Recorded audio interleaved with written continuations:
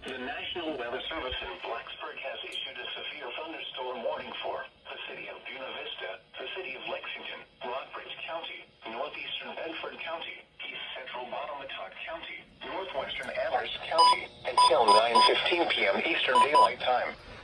At 8:20 p.m. Eastern Daylight Time, severe thunderstorms were located along a line extending from near Goshen to near Lexington to near Sedalia, moving east at 50 miles per hour. Hazard, 60 miles per hour wind gusts and quarter-size hail.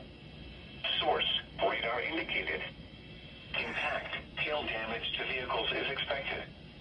Expect wind damage to roofs, siding, and trees.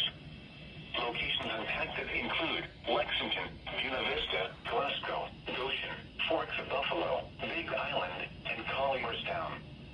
This includes the following location VMI.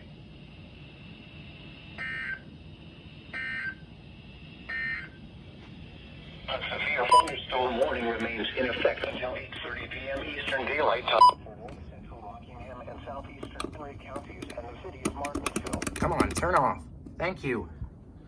I think this one's for me, and it's pouring rain outside.